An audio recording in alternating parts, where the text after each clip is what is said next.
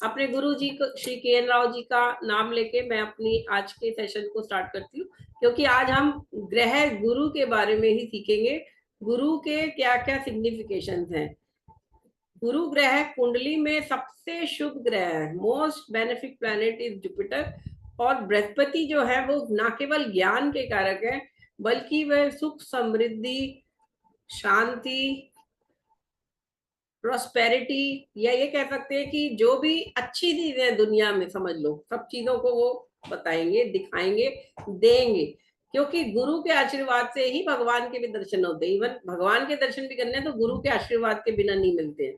गुरु ही ज्ञान के कारक हैं, वही ज्ञान देंगे, वही हमें सही सलाह, सही मार्गदर्शन करेंगे। तो गुरु ग्रह कुंडली में अगर अच्छा बैठा है, उच्च का बैठा है, स्व राशि का बैठा है, मूल त्रिकोण राशि का, अपनी राशि का, जैसे अपनी राशि है धनु और मीन राशि है, दो राशि है गुरु की। धनु राशि फायरी प्लैनेट है, फायरी राशि है और अग्नि तत्व को दिखाती है। और मीन राशि जल तत्व राशि है। तो अग्नि और जल दो तरह की राशियों का ये प्रतिनिधित्व करते हैं, और दोनों में गुरु के सिग्निफिकेशन थोड़ा सा चेंज हो जाएंगे। मतलब देगा तो गुरु वही सारी चीजें जो मैंने आपको कारकत्व बताई, लेकिन किस तरीके से देगा वो अलग हो जाएगा धनु राशि के केस में और मीन राशि के केस में।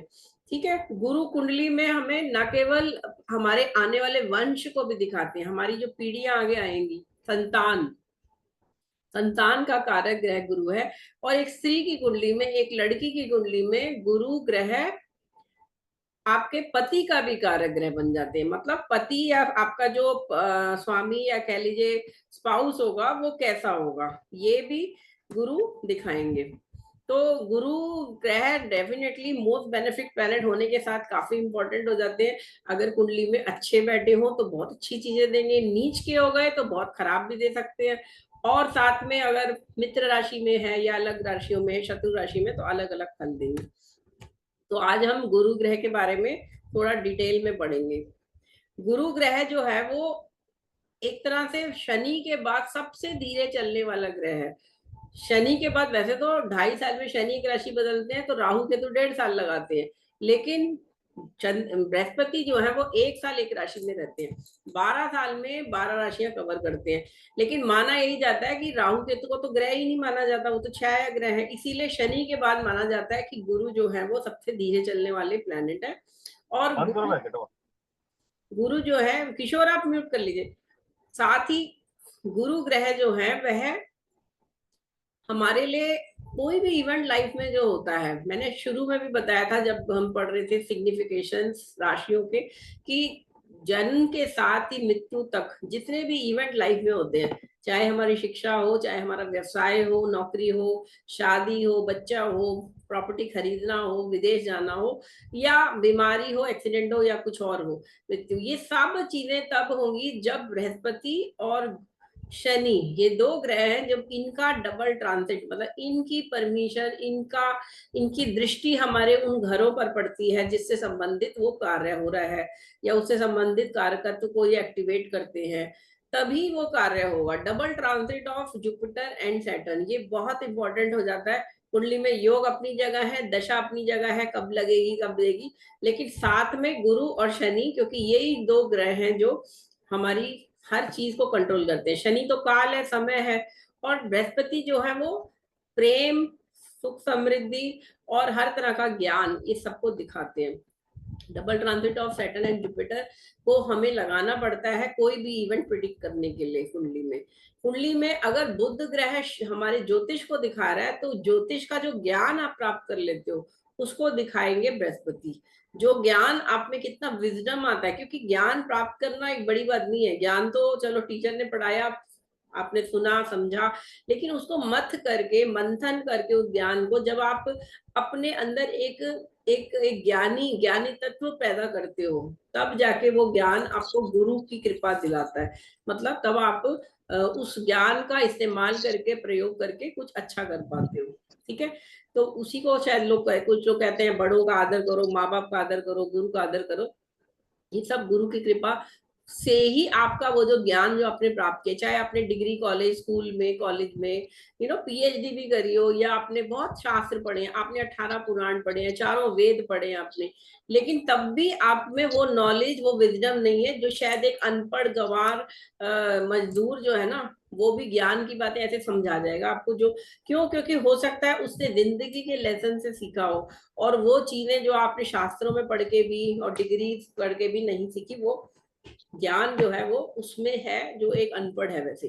तो इसलिए हमें कभी भी शाब्दिक या जो हम स्कूल या गुरुकुल या कहीं भी जो पढ़ते हैं, उसको हम तब तक उस चीज को नहीं समझेंगे जब तक उसको हम मंथन करके प्रयोग में नहीं लाते अपने जीवन में। ठीक है। बृहस्पति गुरु जो है उनको अंगिरा ऋषि का पुत्र माना गया है। ब्रह्मा जी ने जब सृष्टि को क्रिएट किया तो उनके 10 मानस पुत्र हुए, जिसमें से नारद भी हैं, अत्रि भी है ऋषि, अंगिरा भी है। तो अंगिरा जी जो ऋषि थे, मतलब योनि पुत्र नहीं है, बेसिकली ब्रह्मा जी के मन से उन्होंने सोचा, मानस से सोचा, और एकदम से 10 ऋषि प्रकट हो गए।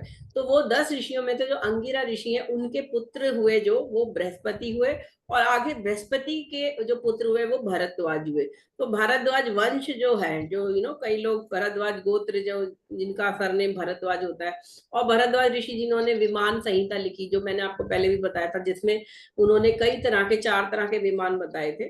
तो वो सारा जो क्लैन है वो बृहस्पति के कुल में आगे शुरू हुआ। ठीक है। बृहस्पति की पत्नी तारा के बारे में, जब चंद्रमा के बारे में मैंने बताया था, तब मैंने वो स्टोरी भी बताई थी कि बुध ग्रह उनके पुत्र हुए और बृहस्पति ने उन्हें पाला। तो खैर ये डिफरेंट डिफरेंट स्टोरीज जो है एंशियंट, जो भी हमारे पुराणों में या अलग अलग शास्त्रों में मिलती है, ये सब बेसिकली इसलिए है कि आपको समझ में आए कि गुरु के कारकत्व, सिग्निफिकेशन कैसे हमारे जीवन में हमें इंफॉर्मेशन कैसे हमें देते हैं, क्या कराते हैं।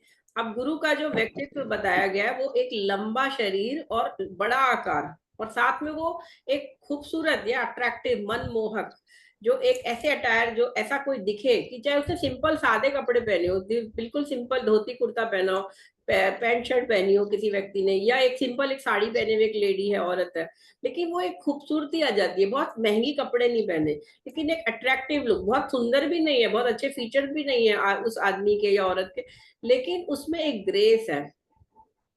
वो जो ग्रेस है ना, वो जो एक लर्नेड लुक की, वो बहुत नॉलेजेबल है। वो कहाँ से आती है? वो बृहस्पति जो गुरु है, कुंडली में गुरु जब बैठते हैं अच्छे, तो वो ग्रेस आती है। जैसे कुमार, जैसे मैंने आपको बताया था, बुद्ध जो है वो आपको यंगर लुकिंग बनाता है। इनफैक्ट जब बुद्ध की दशा आती है तो इंसान यंग लगने लग जाता है, अपनी उम्र से 10-20 साल छोटा लगने लगेगा। चंद्रमा जिसकी कुंडली प्रधान है, उसका फेस भी गोल होगा, वो बच्चे की तरह, उसका अट्रैक्टिव, जैसे छोटा बच्चे की बिल्कुल चंचल और वैसा होता है, बिल्कुल छल कपट से दूर, वैसी उसकी लुक आती है। वैसे ही गुरु ग्रह जो है वो ऐसी लुक देंगे कि आप बहुत पढ़े लिखे, बहुत ज्ञानी और बहुत ज्यादा लर्नेड, जो वर्ड यूज होता है इलीट क्लास में भी, लर्नेड जो है, जैसे बड़े बड़े जज होते हैं, या बहुत बड़े बड़े प्रकांड पंडित, जो जो सच में है, मैं ये नहीं कह रही जो पाखंडी है उनकी बात नहीं कर रही, मैं उनकी बात कर रही हूँ जो सच में लर्नेड है ना। शंकराचार्य जी हैं जो बहुत प्योर, हर तरह से तपस्या करी हुई, जैसे उन्होंने बिल्कुल सबका भला चाहते हैं, ऐसी लुक वाले लोग कैसे होते हैं? वो बृहस्पति ग्रह का प्रभाव अच्छा है, कुंडली में बृहस्पति बली बैठा है, चाहे कहीं भी बैठा हो, और अगर लगन से संबंध बना लिया तब तो और भी गुरु का प्रभाव बढ़ जाएगा, या लग्नेश पर अगर गुरु की दृष्टि है तो उसका प्रभाव बढ़ जाएगा। तो इस तरह से एक लंबा आकार, याद रखिएगा गुरु हमेशा टॉल बनाता है। जब भी कोई व्यक्ति की हाइट हम देखते हैं, अगर वो लंबा है तो 3 ग्रह दे सकते हैं, गुरु दे सकता है, शुक्र दे सकता है हाइट अच्छी, गुरु दे सकता है, और साथ में राहु अच्छी हाइट देता है। ठीक है। ये तीनों ग्रह, साथ में शनि भी लंबा बनाता है, शनि का भी रोल आ जाता है, लेकिन राहु और गुरु जो है वो दोनों जो हाइट देते हैं, उसके साथ साथ चौड़ा शरीर भी हो जाता है, थोड़ा सा बल्कि शरीर, बल्कि मतलब हैवी, जो थोड़ा सा मोटापा नहीं कहेंगे, मोटापा भी कह सकते हो, साथ में मोटापा भी आ सकता है, क्योंकि गुरु ग्रह मीठे को दिखाता है। गुरु प्रधान व्यक्तियों को मीठा खाना पसंद होता है, स्वीट्स बहुत पसंद होती है, इसीलिए कहते हैं ना, पंडित तो बिना मीठे के चलता नहीं है, क्योंकि जो पूजा पाठ का करता है, और अगर गुरु यानी कि वो भगवान की पूजा करता है, आराधना करता है, तपस्या करता है, तो ऐसा व्यक्ति को मीठा ज्यादा पसंद हो जाता है। कई बार हमारी इच्छाएं धीरे धीरे ना, हम लोग लाइफ में, जैसे कुछ लोग, कभी किसी को नमकीन पसंद है या किसी को स्पाइसी पसंद होता है, लेकिन कुछ समय बाद हम देखते हैं उनको मीठा पसंद आने लग गया ज्यादा। तो वो भी हमारी दशाएं डिसाइड कर लेती हैं कि जैसे दशा बदलती है, जीवन में किसी और ग्रह की आएगी, उस हिसाब से हमारा टेस्ट भी बदलने लगता है। तो गुरु ग्रह जो प्रधान व्यक्ति होगा उसको मीठा ज्यादा पसंद होगा, और गुरु ग्रह की दशा में तो वो मीठा खाने का शौकीन हो जाएगा। इन सेंस, अगर जुपिटर अच्छा बैठा है, अगर जुपिटर खराब बैठा है, मतलब नीच का बैठा है, पीड़ित है, राहु केतु एक्सिस पे है, मंगल शनि से दिष्ट है, तो ऐसा गुरु मीठा नहीं खिलाएगा। वो मीठे में भी नुक्स निकालेगा, या मीठे में भी साथ में खट्टा भी चाहिए साथ में। मतलब उसका अगर हम नॉर्मल, हम अच्छे रूप में अगर बृहस्पति को कुंडली में देख रहे हैं, तब तो वो ये सारे सिग्निफिकेशन 100% ट्रू फॉर्म में देगा। लेकिन जहां पे गुरु पे पीड़ा आएगी, कोई पीड़ा किसी ग्रह से दृष्ट होने से आएगी, गुरु से 7वें घर में कोई पाप ग्रह बैठ गया, शनि मंगल राहु केतु, तो ये इस केस में वो व्यक्ति का जो सिग्निफिकेशन है जुपिटर का, वो थोड़ा चेंज हो जाएगा, डाउन साइड चला जाएगा। ठीक है। बृहस्पति जो है वो गोल्डन कलर को सिग्निफाई करते हैं और गोल्ड को भी दिखाते हैं। गोल्ड जो है, यानी सोना जो है, सोना धातु जो है, जो भगवान बृहस्पति का जो स्वरूप बताया गया वो ऐसा है कि वो गोल्ड गोल्ड के रथ पर सवार है। उनके हाथ में जो दंड है, जिससे वो, जैसे हर ग्रह, हर ऋषि, हर भगवान देवता जो है वो कोई ना कोई अस्त्र रखते हैं हाथ में, तो उन्होंने हाथ में जो दंड या गदा संभाली हुई है वो भी गोल्ड की है। ठीक है। तो इस तरह से उसका रूप दिखाया। उन्होंने पीले रंग के वस्त्र पहने हैं, उनकी आंखें भी हल्की सी पीलापन लिए हुए हैं, या ये कह सकते हैं हल्का सा व्हाइटिश है। व्हाइट तो आईज होंगी, लेकिन साथ में हल्का सा व्हाइटिश क्रीम कलर का रंग आ गया। तो जो गुरु प्रधान व्यक्ति होगा उसका फिजिक भी इसी तरह का होगा। येलो रंग के कलर के कपड़े पसंद होंगे ऐसे व्यक्ति को, या ये भी कह सकते हैं वो जब येलो पहनेगा तो ज्यादा अच्छा दिखेगा, ज्यादा अच्छा बताएगा, ज्यादा अच्छा इंप्रेशन डालेगा। और जिनका गुरु प्रधान है तो उनको तो खैर लकी कलर भी हो जाएगा जुपिटर का रंग।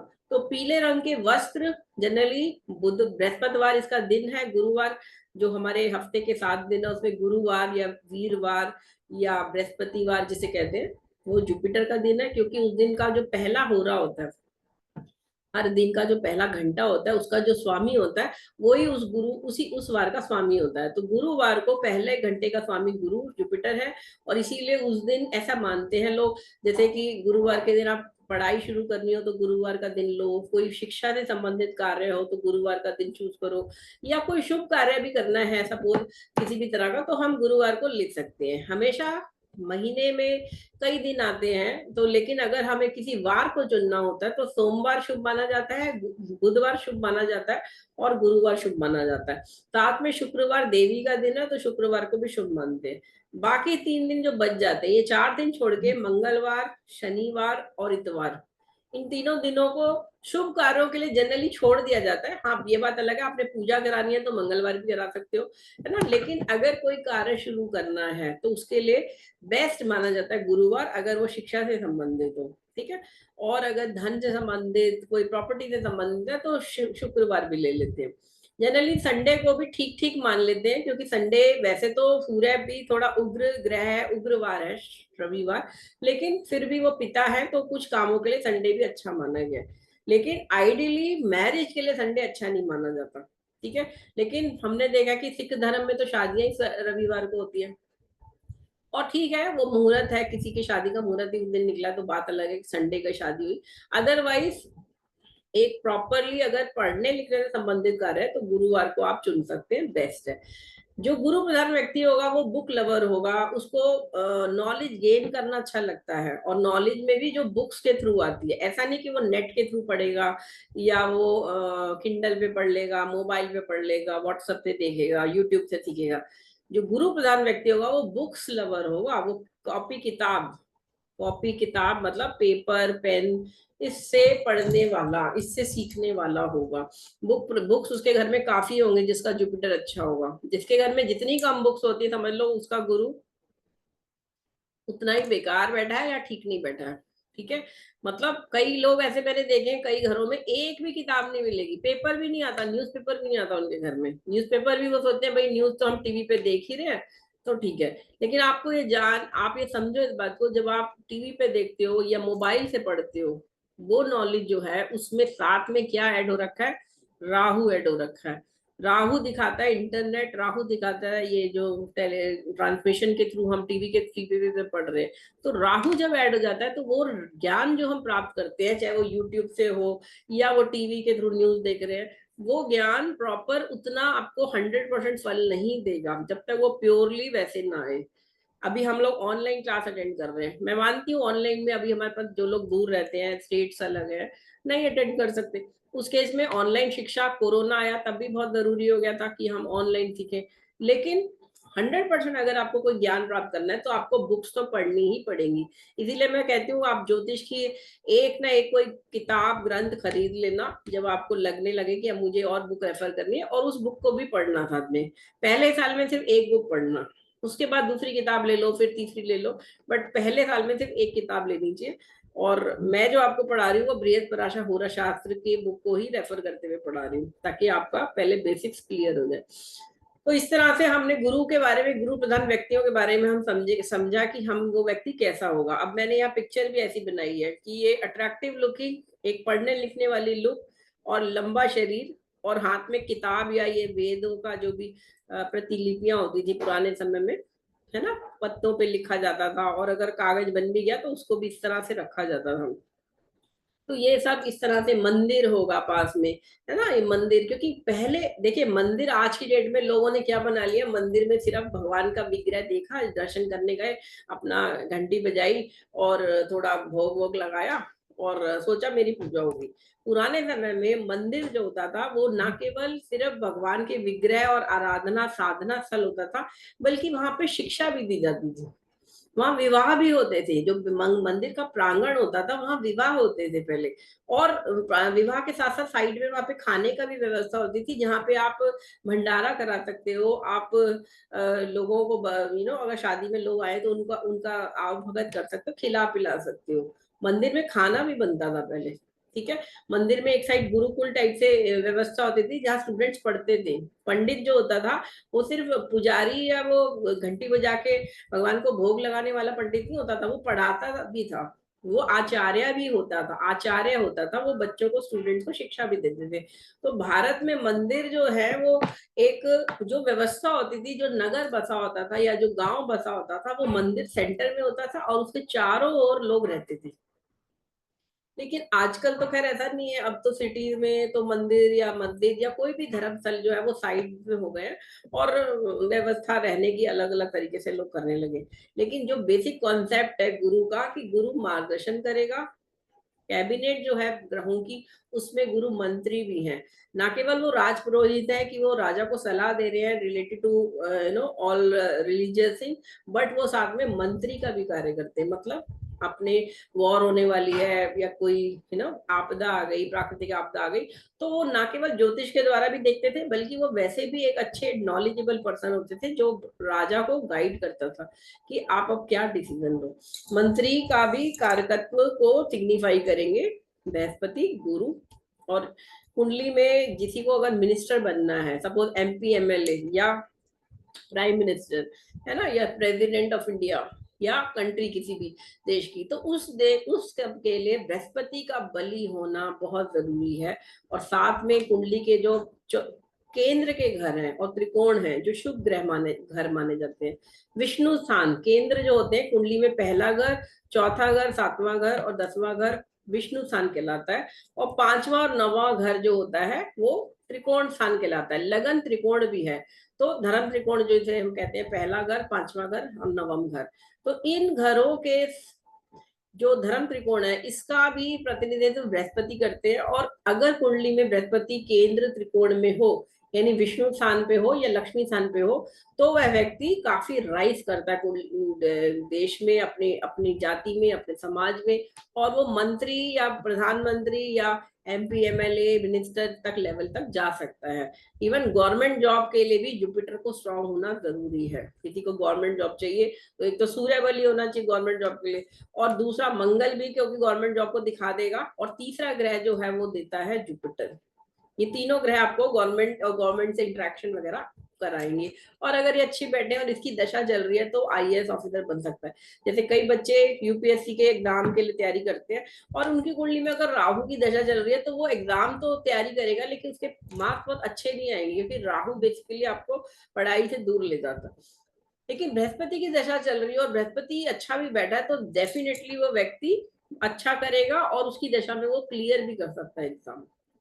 ठीक है। इनफैक्ट चंद्रमा भी थोड़ा सा गवर्नमेंट जॉब दे सकता है अगर वो वेल प्लेस्ड हो। चंद्रमा पे अगर कोई पाप ग्रह का प्रभाव नहीं है तो चंद्रमा भी गवर्नमेंट जॉब दे देगा, मरकरी भी गवर्नमेंट जॉब दे देगा अगर पाप प्रभाव नहीं हो। लेकिन जनरली ये दोनों ग्रह उतनी ज्यादा गवर्नमेंट या राजकीय कार्य को नहीं दिखाएंगे जितना सूर्य, मंगल और बृहस्पति दिखाएंगे। ठीक है। अब बड़े भाई को ये दिखाता है परिवार में, कुंडली में बड़ा भाई गुरु, और लड़की की कुंडली में तो पति को भी दिखाता है। ये तीनों कारक आप मान के चलिए। तो पुराने समय में जब लड़की देखने जाते थे लड़के के लिए, अपने बेटे के लिए, पहले पता कर लेते थे, अच्छा उसका एक बड़ा भाई है, अच्छा उसका एक छोटा भाई है, तो मंगल ठीक है, गुरु ठीक है, लड़की सुंदर है, सुंदर है तो चंद्रमा शुक्र भी अच्छे बैठे होंगे। ठीक है, हाथ पांव ठीक है, सब चल कोई हैंडीकैप नहीं है। तो मोटा मोटा ये जो बायोडेटा शादी के लिए जो लोग लेते थे पुराने समय में भी और आजकल भी लोग लेते हैं, उसके लिए ये इतना इम्पोर्टेंट है। और साथ में जब हम कुंडली वेरीफाई करना चाहते हैं तो लगन वेरीफाई करना है कि सपोज 28 डिग्री का लगन था जब जन्म का हमें किसी ने डेटा दिया, अब 2 डिग्री में मतलब 4 या 5 मिनट के बाद कुंडली बदल जाएगी, लगन बदल जाएगा। तो अगर 11वां घर पोटेंट है कुंडली में, 11वें घर का स्वामी, क्योंकि 11वां घर बड़े भाई बहन को दिखाता है, उसका स्वामी और साथ में कारक गुरु, अगर ये तीनों कुंडली में ठीक बैठे हैं तो उसका एक बड़ा भाई तो जरूर होगा। अगर बहुत अच्छे बैठे, तीनों बहुत ही बढ़िया बैठे, कोई पीड़ा नहीं है, तो 2 भाई भी हो सकते बड़े। साथ में अगर कोई फीमेल प्लैनेट बढ़ गया तो उसके इसमें एक बड़ी बहन भी हो सकती है। तो ये सब कुंडली में ग्रहों का बल, इसीलिए आपको समझना है अच्छी तरह से, तब जाके हम कुंडली के प्रिडिक्शन स्टार्ट करेंगे, रूल्स पढ़ेंगे कैसे प्रिडिक्शन करनी है। पहले ग्रहों के कारकत्व को अच्छी तरह से समझना है, याद रखना है। नॉलेज के कारक ग्रह हैं, प्रोस्पेरिटी, धन के भी कारक ग्रह हैं। धन जनरल, इन जनरल धन मतलब उसमें पैसा, प्रॉपर्टी, हर तरह का जो भी हमारे असेट्स हैं वो आ जाते हैं। तो पैसे का, विजडम का सेकंड हाउस जो होता है, जो आपकी टोटल वेल्थ दिखाता है, उसके भी कारक ग्रह जो है वो बृहस्पति हैं। ठीक है। सभी तरह के जो शिक्षा संस्थान है, अभी कई लोग मुझे पूछते हैं मैडम हम अपना गुरु को बलि करना है, क्या करें, क्या मैं पुखराज पहन लूं, क्योंकि पुखराज स्टोन है, जेम स्टोन को माना जाता है कि पीले रंग का जो स्टोन है, टोपाज कहते हैं उसे इंग्लिश में, वो जो है वो गुरु का है। तो लोग सोचते हैं कि जेम स्टोन पहनने से ही अच्छा हो जाएगा, ऐसा नहीं है। जेम स्टोन पहनने से भाग्य या गुरु बलि नहीं हो जाएगा। कलयुग में, ये कलयुग चल रहा है, देश काल पात्र हमेशा हमें लगाना पड़ता है। अगर ये कलयुग चल रहा है, हम भारत में हैं, तो आप ये कर सकते हैं कि आप किसी स्कूल को कुछ दान कर दो, किसी कॉलेज को, किसी यूनिवर्सिटी को, कोई ब्लाइंड स्कूल है ना, कोई इस तरह से उन स्कूल संबंधित, शिक्षा संबंधित जो है वहां पे आप कॉपी किताबें दान कर दी, या गरीबों बच्चों को दे दिया, गरीब बच्चों को कॉपी पेंसिल वगैरह दे दिए दान।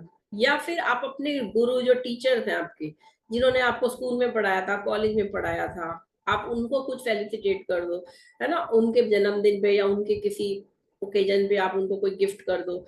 और तीसरा है कि आप मंदिर या धर्म से संबंधित जो चीजें हैं, मंदिर में दान कराओ, या भगवान का विग्रह है उसको, जैसे कई लोग कोई चोला चढ़ाते हैं जैसे हनुमान जी को, है ना, और भी कई तरह के दान मंदिर को करे जा सकते हैं।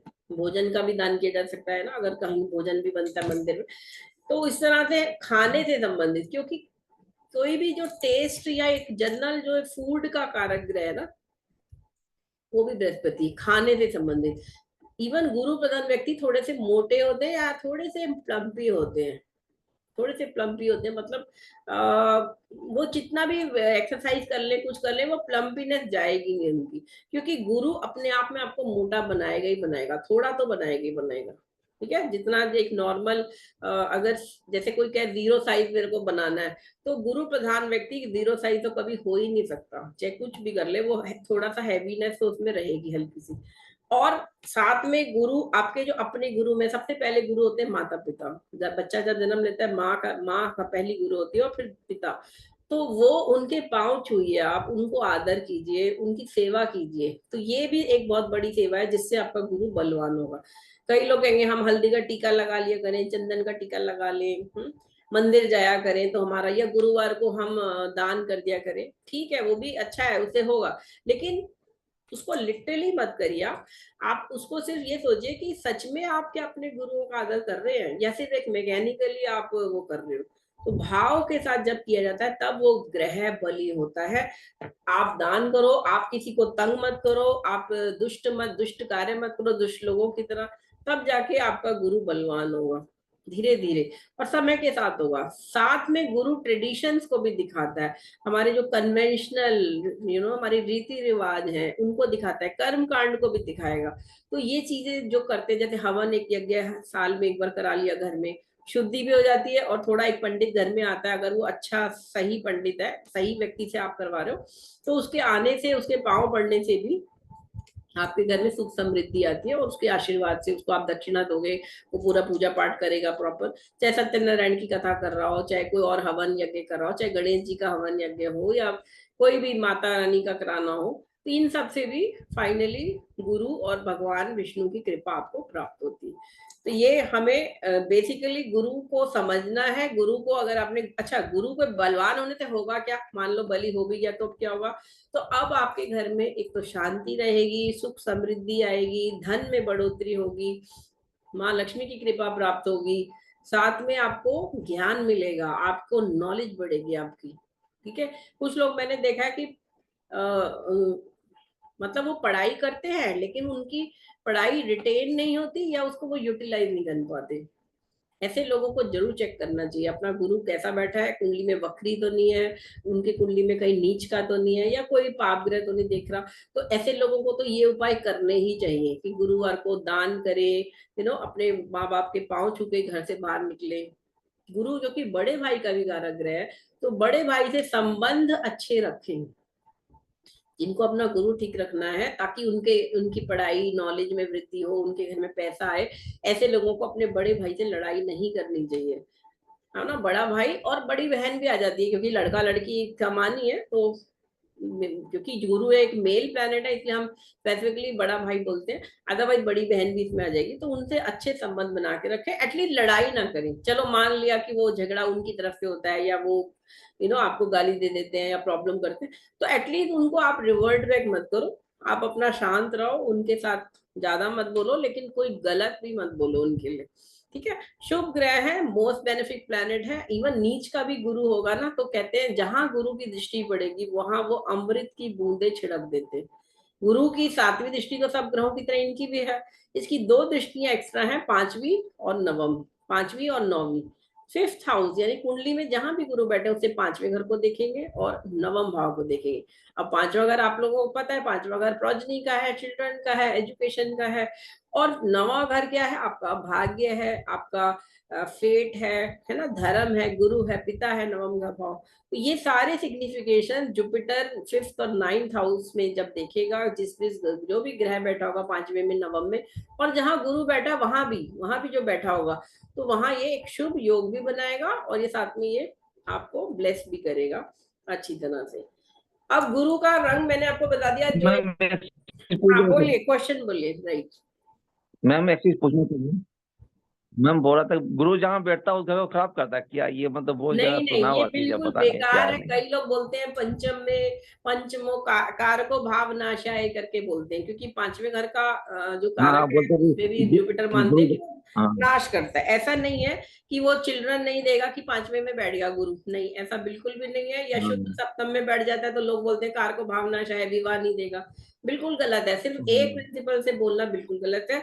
आप ये देखो उस 5वें घर का स्वामी, 5th हाउस, 5th लॉर्ड, और कौन कौन से ग्रह उसे देख रहे हैं पंचम को, उसके बाद हमें देखना है, और गुरु किस राशि में बैठे तो बहुत इंपॉर्टेंट है ना।